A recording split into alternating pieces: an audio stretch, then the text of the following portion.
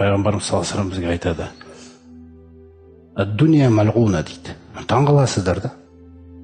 Дүние деген нәрсе дейді, ол Алланың батасын алмаған дейді. Ол тек емтихан майданы болып жаралған дейді. Малғунаны тікелей аударатын болсаң, лағнеттелген дейді. Яғни мағынасы, ол жерде Алланың батасы жоқ дейді.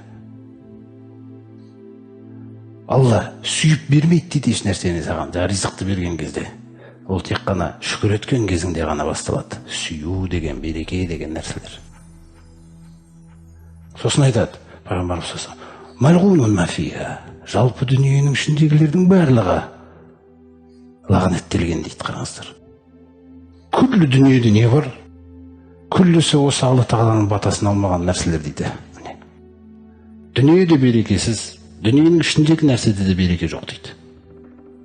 Қалай құтыламыз дегенде, илля зикралла, кім сол дүниенің ішінде жүріп Алласын зікір етіп бастаса дейді, Құранын оқиды, намазын оқиды, зікірін айтады, жаңағы батасыз нәрсесінің ішінен батасын алады Алла тағаланың. Жаңағы адам, берекелі адам пайда болады да. Қарас қалай Алла тағала түсіндіріп жатыр. Илля зикраллахи ва ма валаху. Сосын Алла тағалаға бойұсынуды айтпағанда дейді, екінші амал. Алланы еске алуды айтпағанда, Аллаға бойұсынуды айтпағанда.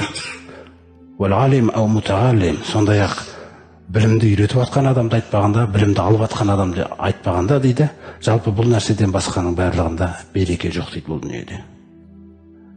Сонда болып атқан нәрсенің бәріне, болып атқан нәрсенің бәрі сән, сәулет, күллі нәрсе болды. Сол сәулеттермен талай адамдар алданып кеткен тарихта.